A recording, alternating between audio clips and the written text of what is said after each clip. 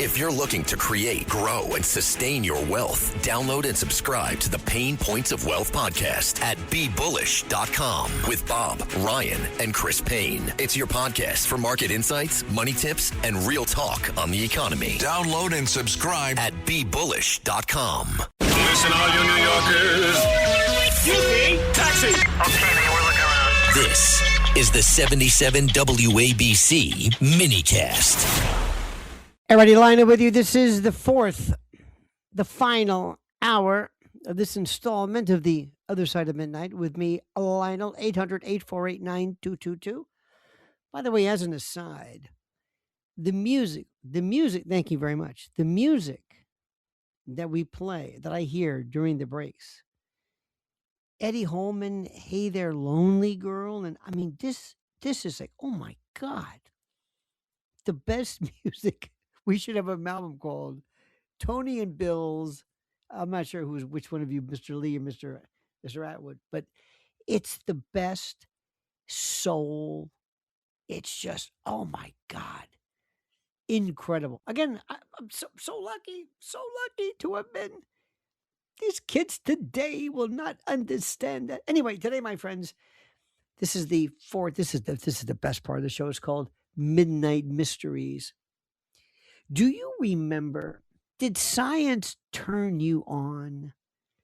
Did science, was it something that maybe you, I don't know, it always was important to me because I had a very, very strong science background in high school. My God, we had high school, I had physics and we did calculus and math, but we always really went beyond.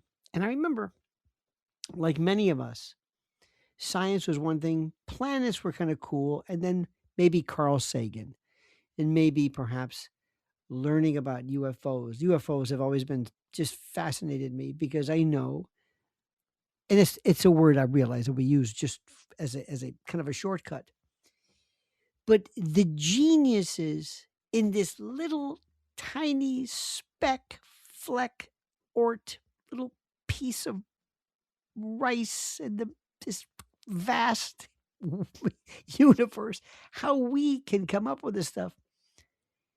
And I was reading something which is so fascinating. Think about this. Far beyond our planets, where our sun, fades in terms of not only light, but gravitational pull, where interstellar space begins beyond our system. Voyager 1 and Voyager 2 continue listening to this weird, speaking of music, this weird kind of a strange cosmic chorus. And they don't record sound in the ordinary sense. Space is too empty for traditional sound waves, of course. But instead, that's why the Big Bang didn't make a noise. But instead,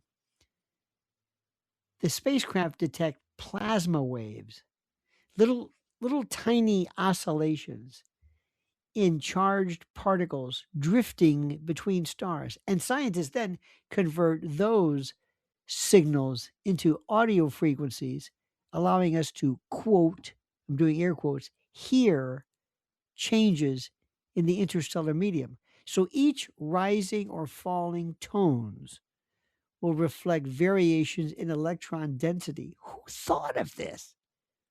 Higher pitch signals a denser plasma, smoother tones suggest calmer ones, powerful solar eruptions send shock waves outwards, and the disturbances eventually reach the Voyagers and cause noticeable sweeps in frequency. And by tracking these little shifts, I guess, over time, researchers are mapping the structure and behavior of space beyond our heliosphere.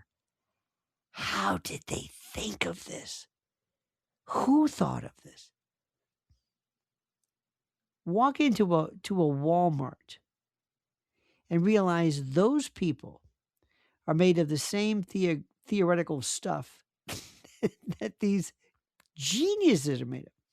And this work, by the way, I say, why does it matter? It matters because it offers direct in situ measurement from a region that no other active probe occupies.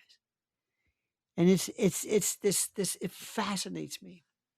It fascinates me. And I love when people makes me say, I love thinking of new things. Rural Americans deserve access to the best of what our country has to offer, especially health care. Across every state, every community, America's rural hospitals are the first line of defense, protecting our families, neighbors, and loved ones. No matter where you live, hospital care doesn't clock out. They're there 24 hours a day, 7 days a week, 365 days a year. Each year, America's over 5,000 hospitals care for millions of patients, providing 24/7 emergency care, delivering babies, cancer treatments, and other life-saving care that patients rely on. Behind every one of those patients are doctors, nurses, and caregivers working tirelessly to keep people healthy and safe. Hospitals are our community's lifelines. They employ our neighbors and keep our families healthy. But now, some in Congress are threatening access to care. Tell Congress, protect patient care to keep America strong. Don't cut rural health care.